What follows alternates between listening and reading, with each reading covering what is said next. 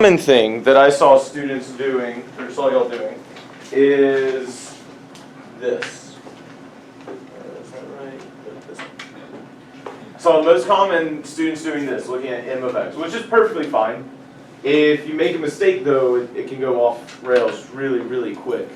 Notice, if I'm looking here, this is where I have found my constant additive. Okay, so maybe you made a mistake somewhere. Just one small mistake can throw everything off. But if this is constant additive, what is this? Linear additive, right? X to the first. What is this then? Quadratic additive, the x squared. And so then what is this? Cubic additive, and that is my rate of change. So what type of function do we have here? Quartic. Okay. Here's the thing. Totally valid, works, 1000%. Is it the hardest method up there? Yes. 100% the hardest method to use. Because one small mistake can throw everything off. What can you do instead? And Leah, hold on to your idea till the very end, because that's the most efficient one. It's not complete, but it is very strong evidence. What else can I look at? Yeah, couldn't I just look at my factors? These are way smaller numbers, way easier to deal with. Notice, by the way, I didn't show it, but like 0 times 10 is 0. Negative 4 times 4 is negative 16. Negative 6 times 0 is 0. Negative 6 times negative 2 is 12. That's how I got the m of x, because I literally took the outputs of j of x and k of x and multiplied them, what we've been doing this whole time. But when I do it this way, even now I can already tell this is constant additive, which makes this linear additive, and I've got a quadratic function here.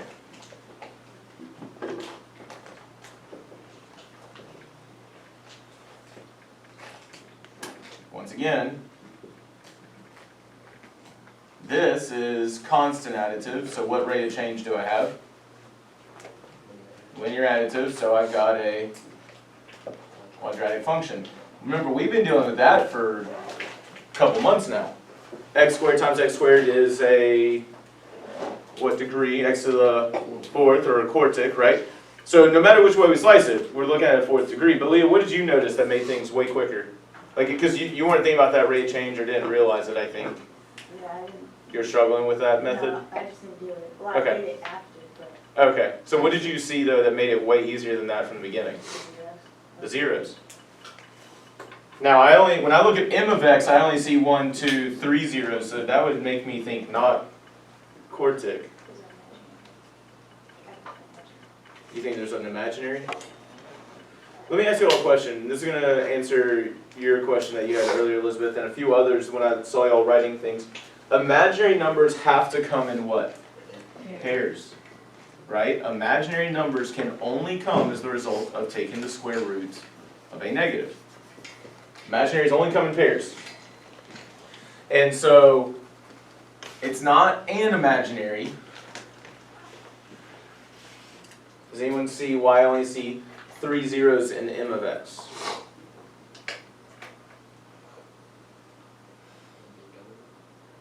Maybe a double root. Does anybody see a double root anywhere up here?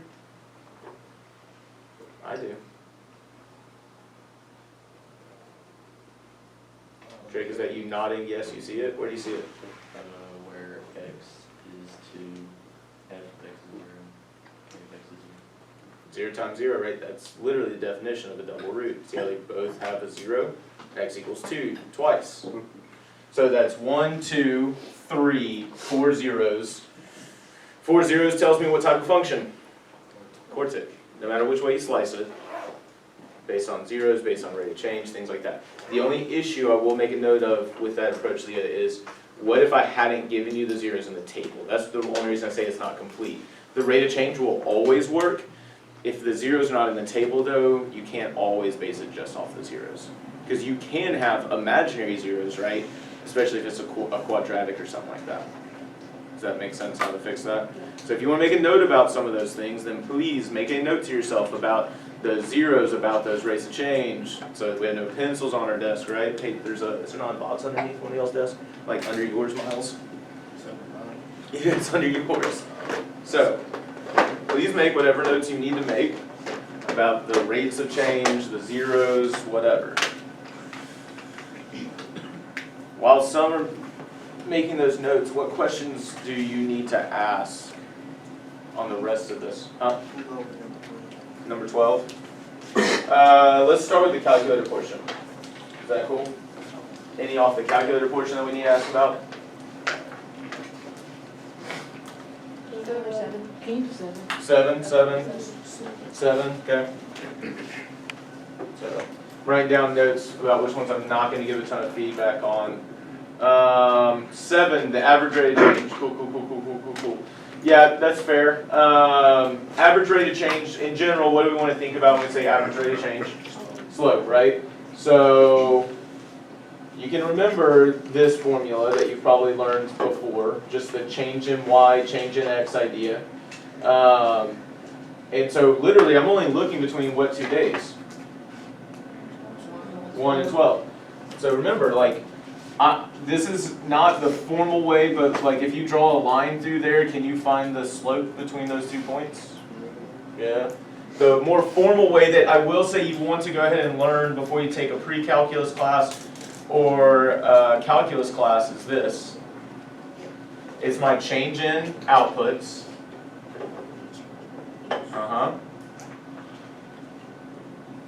Divided by the change in inputs. And just remember, based on like what we did yesterday, we have to line it up, right? So the inputs are in the same order so that things don't get funky. So f of 12 minus f of 1 divided by 12 minus 1. And what is f of 12? Remember, when we say f of 12, I'm looking for the outputs, right? F of 12, what's the output?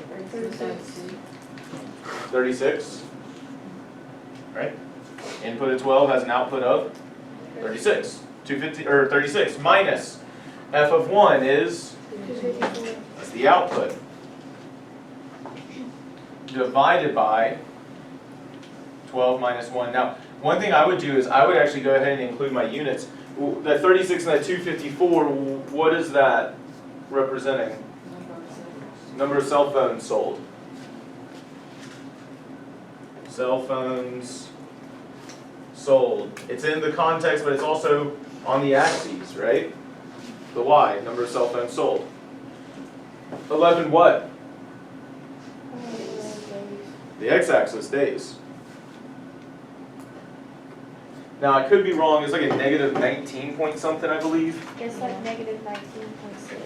So, negative 19.6, does that sound right?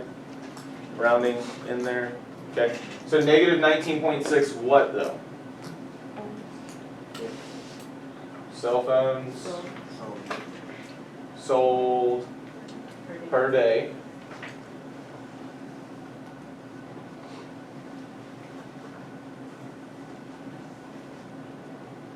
Is there anything else I need to put with it? Between days 1 and Okay, between days 1 and 12.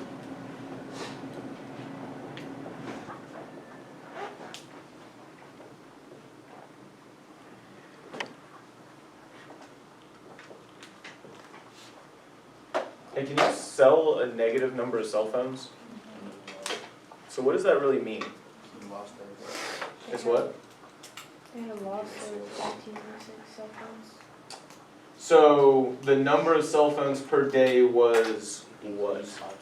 Decreasing, right? That's a language thing that I think I probably should have talked about yesterday, and so like I won't count that against anyone in the sense that like you didn't show me that evidence because, well, that's on me. But notice, remember, if it's a negative slope, what's overall happening? The thing is decreasing. If it's got a positive slope, it's increasing. Okay? So, overall, the number of cell phones sold per day was decreasing by 19.6 between days 1 and 12. That's probably how I would word that. The number of cell phones sold per day between days 1 and 12 was decreasing by 19.6. Yeah, because you can't sell negative number of cell phones. They wouldn't exist. But the idea of increase and decrease does work. Don't round that much in the future. Because, and so like maybe you're thinking like, well, I can't sell negative 19.6 cell phones. Is that kind of what you're thinking? But remember, it's an average. right? So you're right, that's why these numbers were integers, but it is an average. Averages, you can have decimals. Does someone else have a question? Yes, ma'am. Would you count us wrong if we put that in? What? Like we rounded up to like 20? Again, it's not really about being wrong, it might be a small minor misunderstanding or conceptual misunderstanding. But in the future, don't round that much because it's an average, right? It's not the number of cell phones sold each day, it's the average number. So it's okay to have a decimal. So that's a good question. Any other questions on the calculator portion? Okay. 6, intervals, domain intervals of increase and decrease. So one thing I would remind you of that might help you in the future, this is actually what I did. Let me just show you what I did.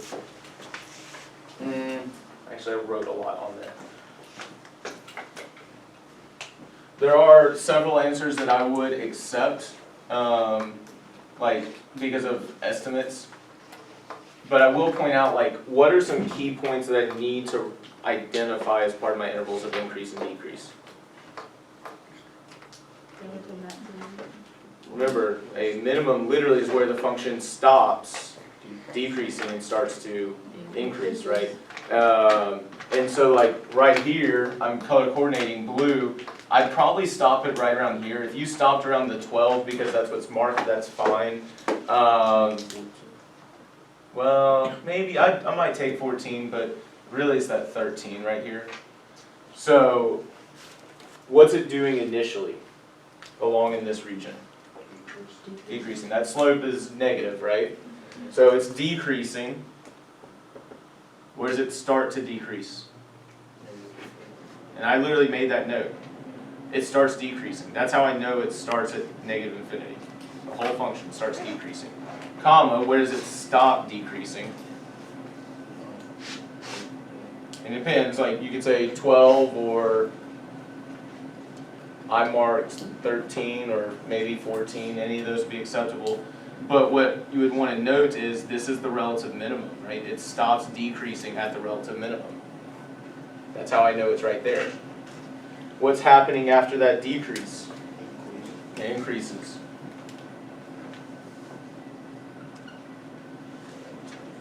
So I said 25, but somewhere in that region would be fine. Can't believe y'all let me do orange and blue over here. So it's increasing in that region. Where does it start increasing? Wherever you put here, right? Whatever you put here is where you guys start to increase. That's the definition of that relative minimum. That's my relative min, or where the relative min is. And where does it stop increasing? At 25. Stop, and that's my relative max. All right. And then after that increase, what does it do?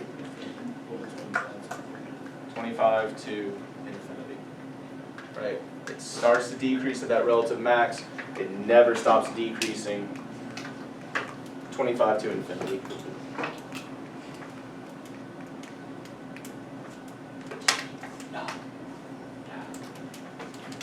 Okay, just a couple minutes to answer questions off the non-calculator.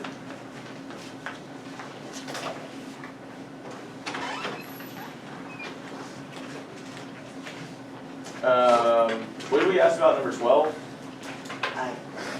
12, which one is 12? 10, 11, 12. Okay. Really quickly, so I do want to talk about this because I had this question earlier from a student. And I want to address this. So I'll go ahead and tell you the correct answers for this one were these two. Second and third. Okay? Alright. I think the third one's pretty straightforward. And here's what I want to point out. The first one, I think that it's very clear for a lot of people that this is a single root. And I think a common misconception right here is we've seen this shape before when that's a triple root, right? But it was a triple root when it went through the x-axis. What we know about this function is it's cubic, right? Which means it has to have how many zeros? 3. But I see 1 right here. So what are the other two? Imaginary. So there's 1 0, other 2, are imaginary.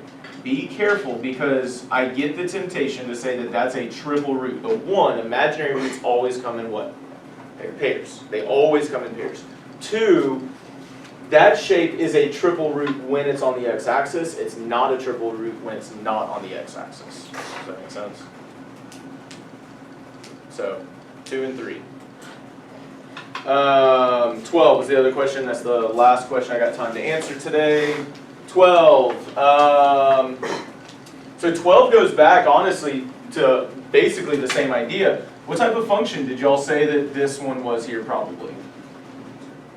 Quintic? Why are we thinking quintic? But we don't know there's two imaginary zeros. What tells us it's got to be fifth degree? The number of extrema, right? 1, 2, 3, 4 extrema. So 4 extrema. So probably fifth degree. All right. So Davian, if it's fifth degree, how many zeros we got? Don't look at the graph. If it's fifth degree, how many zeros we got? 5, right? Okay, cool. Davis, how many zeros can you see on that graph? 3. Okay.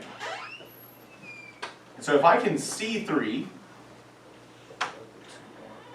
there's 2 imaginary.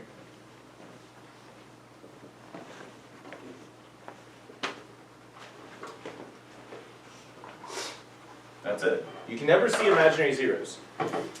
You just have to know how many zeros there are total, how many real there are, and then that tells you how many imaginary.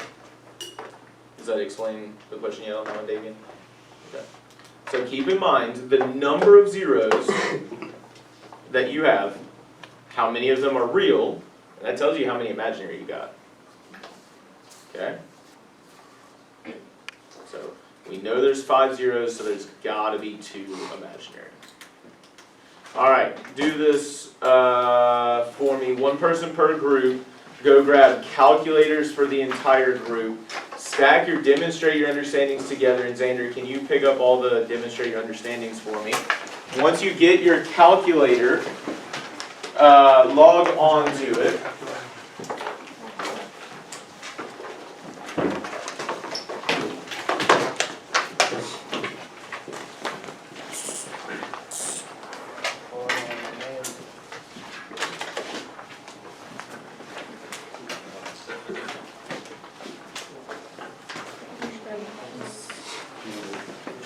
Okay, so log on to your calculator.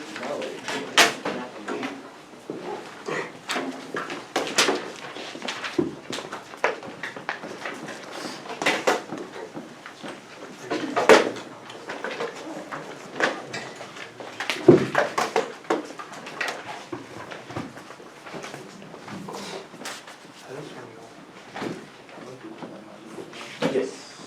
Are you stretching or you have a question? Yes, open up the document that I sent you. Yeah, I had to put some of this one in there. Grab a different one. Sorry, that's my bad. Thank you, sir. Say again. Good. Go.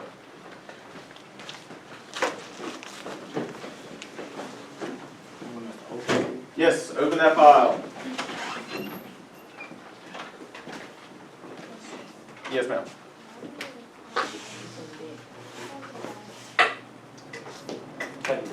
Get out of caps. So you see a bunch shift where it says caps. So you control shift. Now granted, this calculator is not connected to try it again. If it doesn't work this time, then we'll get a Is there gonna be? yeah, that's it. Yes, ma'am. This one, W doesn't work. Then grab a different one. It's just the W. Yep, nice. Oh, I got it. I just jammed it really hard. Yeah, unfortunate, but it happens. Okay, yes ma'am. Thank you. All right.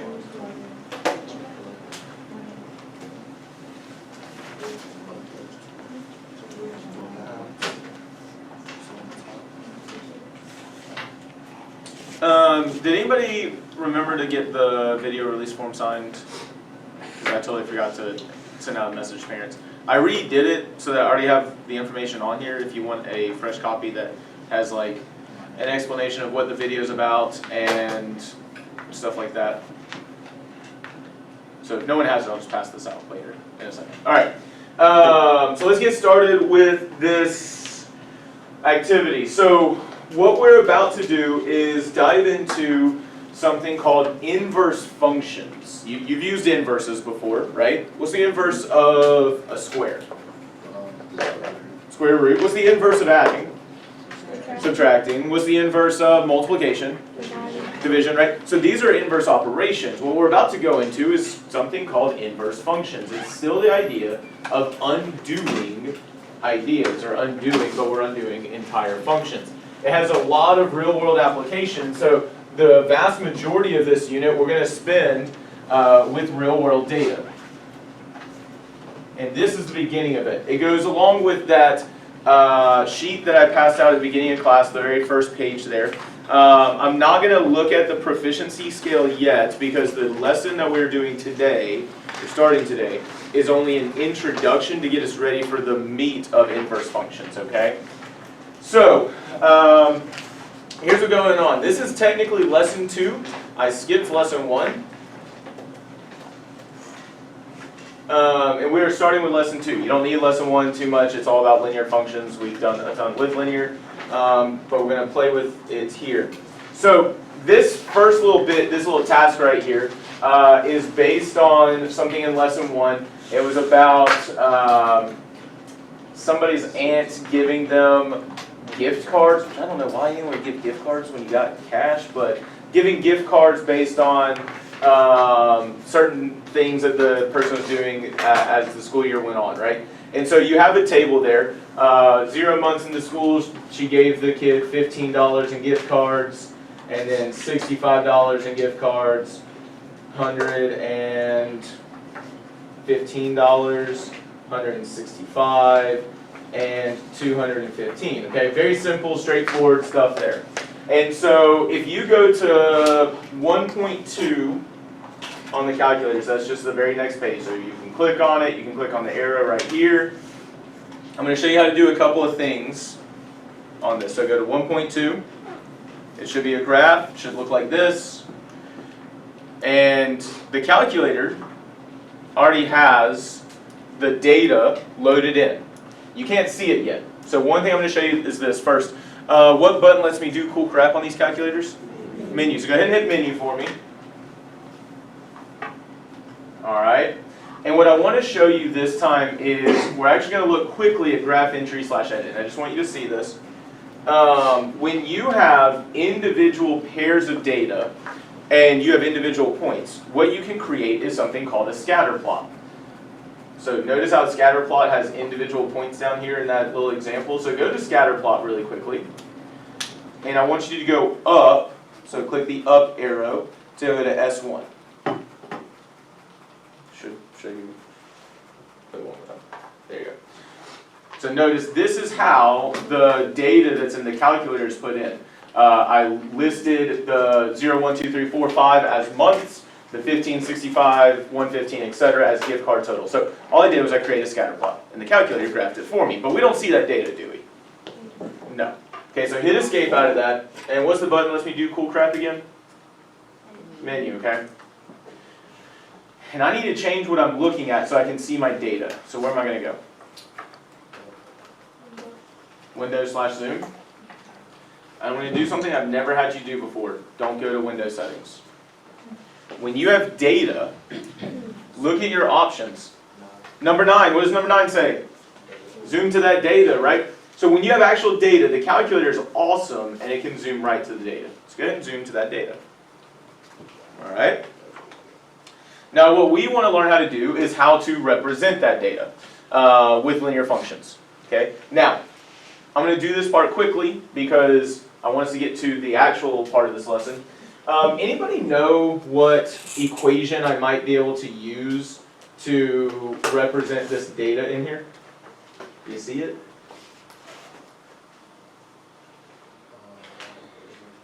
Okay, so y equals mx plus b. Why are you thinking that general equation?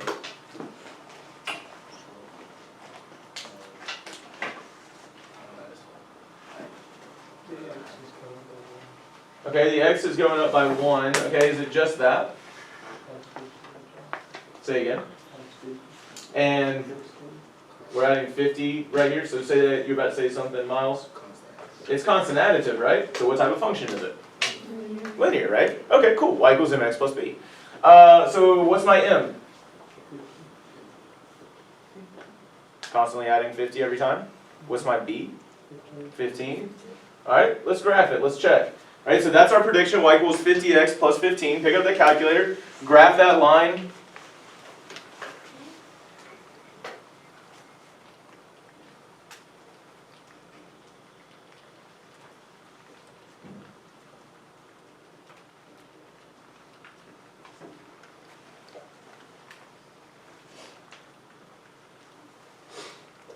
So how do we do? Perfect. Beautiful, right? So yeah, make sure you go to function, right? You got to graph under function if you're going to graph a line. So not scatter plot this time, but function. Nailed it. So why does that line go perfectly through those data points? What does that tell us about those data points? That, but also, is that data linear? And not just linear, it's perfectly linear. In the real world, how much do you think data is perfectly linear? Not a lot. I'm glad you're aware. The real world is messy. We talked about that with statistics at the beginning of the year, right? Nothing's perfect in the real world. It's part of the reason why I love the real world, and I love statistics and data science. There's a lot of beauty there. So here's what we're going to do. Moving on to task 2. This is where things get interesting. You don't have to be scared by that, I promise. I just realized like I said it, and I'm like, oh. Oh, I forgot to mention, we need to talk about one-to-one functions really quickly. This is on the very back side of the second sheet.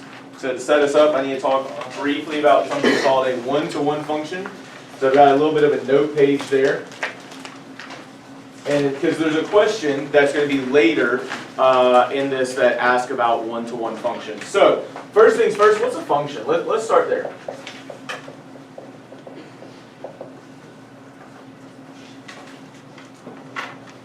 Okay, let me ask this. Is this a function?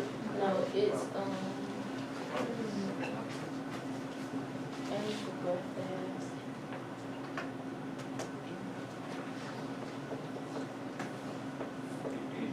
Does it have to be a graph? one input, Okay, there we go. Okay, so -3.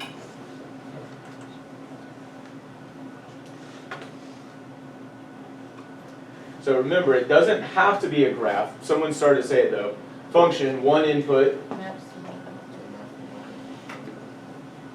one element.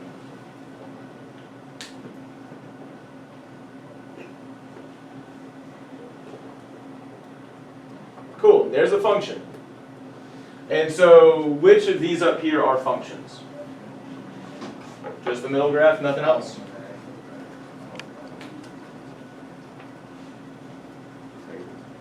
The table? So look at the table again. 7 is mapping to 8 and 7 is mapping to 10, right? So that's not a function. Any predictions about this one here? Why not?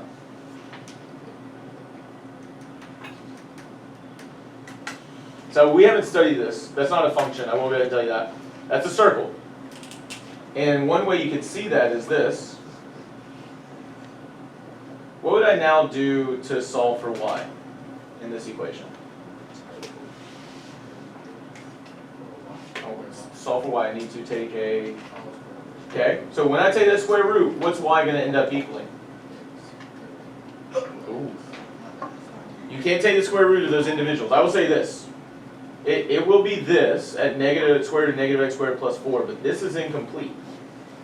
Anyone know why? Because it's a negative square root. So, like, we need a negative out front here? No, like inside of it is negative, like the x squared is negative. Well, and that can be okay. So the x can be negative as long as when I add 4 to it, it ends up becoming positive, right? The entire radicand has to be positive, otherwise it's imaginary. Oh no, I need a plus or a minus, which means one input's gonna have two outputs, so that's not a function, right? That one input would have two outputs, not a function. So that's the idea of a function, right? One input maps to one and only one output. But that's not just a function. What does that say? One to one. So a one-to-one function, still a function, still one input maps to one and only one output, but if it's one-to-one, each output is the result, or is mapped from, only one input. That may sound very, very similar, but here's what that means. This is a function, correct? But when I look at this output, how many inputs does that one output have?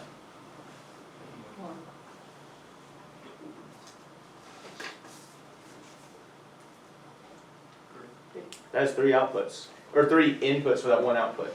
So this would not be a one-to-one function. A one-to-one function, not only does each input map to one and only one output, but each output only comes from one input. That's going to matter heavily down the line. Say again. No, it's not 1 to 3, it's 1 to 1. So that's why this is not a this is not 1 to 1. It's a function, but it's not 1 to 1. This is an exponential curve, right? Each input has how many outputs? 1. And how many inputs does each output have?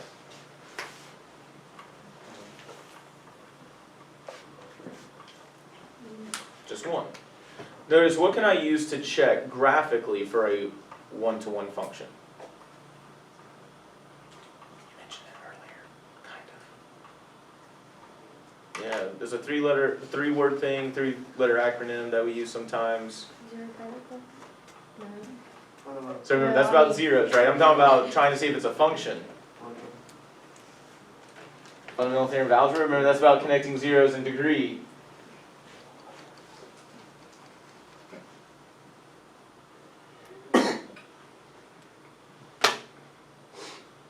Vertical line test? Yeah. Yeah, you did. So the vertical line test assesses if it's a function, right? What can we use to see if it's a one-to-one function? I need vertical line test and that vertical line. Oh, and a horizontal line test. The horizontal line test works exactly the same way. Horizontal line test works exactly the same way. When this horizontal line hit 3 points, it was not 1 to 1. When each of these horizontal lines hit 1 point, it is 1 to 1, right? So it's a horizontal and a vertical line test to see if it's a one-to-one function. Okay, we're going to play with this a lot more. I just need to establish this as background before we get into the rest of this.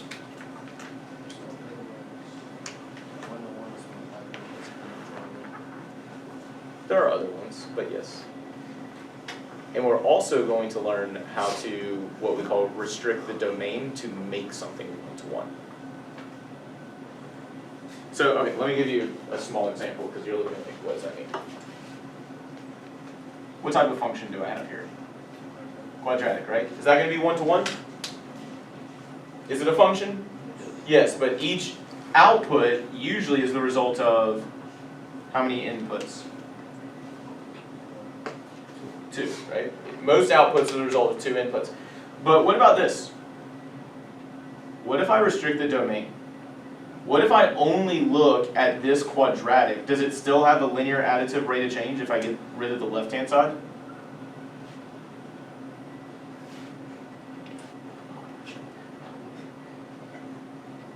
Zero, 0, 1, 1, 2, 4, 3, 9, 4, 16. I'm only looking at the right-hand side. It still has a linear additive rate of change. So is this still quadratic? Still quadratic. It's just I only have half of it. Is it now a one-to-one function? Yes. Yeah. So that's what we mean when we say restrict the domain. We just get rid of part of it so that it's still that type of function, but it's one-to-one. We're gonna play with it. Don't sweat it too much. That's literally in a week and a half. Actually, it might be after Thanksgiving break. All right. From there, so that's a one-to-one function. Make sure you have those definitions down. We're gonna use that later. But here's what I need us to be able to establish and play around with a little bit before the end of the class today. So, as I said, most real-world data, is it going to be perfectly linear? No, Mr. King. I heard one person say no, I appreciate you. All right, so what you're going to have to learn how to do is manipulate a line to fit some data. So here on page 1.2, what I want you to learn how to do is I want you to learn how to move that line around. And the instructions are on the sheet of paper, but also, I'm just going to put it up on the board. If you hover, make the cursor hover over the center, notice I got a cursor here, and then it hovers over the center, and what does it become? Well, okay. What does it become? I can't, what symbol is that? Doesn't that look like a little bit like a cross, maybe some axes in there? Okay, so once you have it hovered here, you hold down the center of that calculator, that button, and then you can move this around. So you just hold the button down in the center, and once you hold it down in the center, it allows you to move. There you go. Yeah, I want you to move that line around. I want you to practice moving that line around. Oh, did it never load?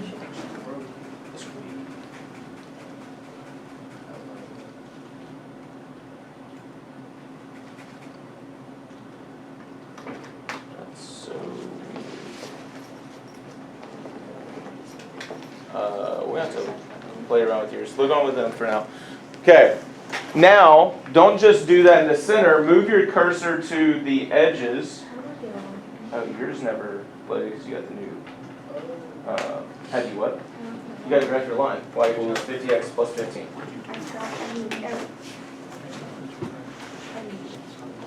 Okay, so move, once you played around with that, move your line back into the center and hit escape. That's how you release the grabber. So hit escape to release the grabbing. It doesn't have to be perfect. Yeah. And I want you to move your cursor to the edges. 50x plus 15. Okay. So Jay, look on what's there right now. Okay. Have we been able to move the line around? So, yeah, see it. Okay, so once you've moved it up and down, right, like that, move your cursor to the edges, and you'll see it give a rotating symbol. And now hold down the center thing and rotate that line around. Did you ever zoom data? No.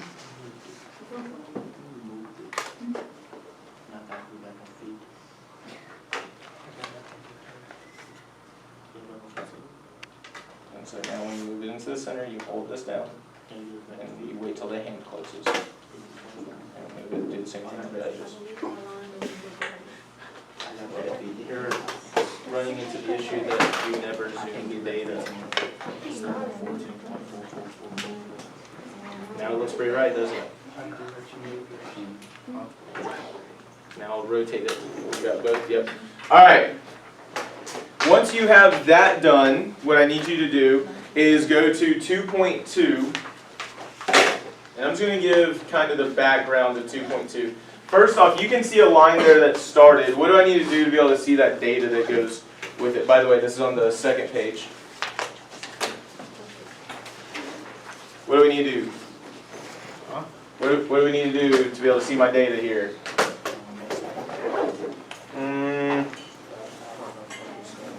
Data what? Data zoom. Oh, let's see what happens when I hit menu, zoom, and zoom data. Ah, I see some data there, don't you? Okay. I'm going to give more context to this on Monday when we come back, but go ahead and take the time to try to move that line to fit that data as well as possible. You know, this is pretty linear, but it's not perfect. While you're doing that, I do want to remind you, what do you have to have with you in class tomorrow? Make sure you got your iPad and not breaking my calculators while I'm gone. I have already opened up the assignment on Mathia. Please remember, you do not have to finish it all in class tomorrow. The expectation is you work on it in class. It should not take the full time that Mathia says it will, because it's all stuff we've already covered, but we do need it done before the test. It's to help you review. And we'll go over some questions on Tuesday. What am I also looking for? I don't know. Thank you. Oh, I need to pass this out. All right, who needs the video form?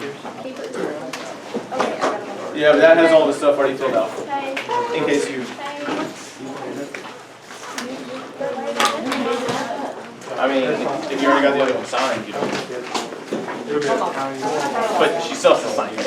I know, but you can find the original. Yeah. I just went ahead and filled it out with an explanation of what this is. Yes, ma'am. Oh, I didn't sign my name. Yes. I actually have. There's rocks on my name. Yes. But can I, no, I'm a junior. I didn't even got it. Say that you progress in the ACT. That was last year, though. No. The previous AT was June.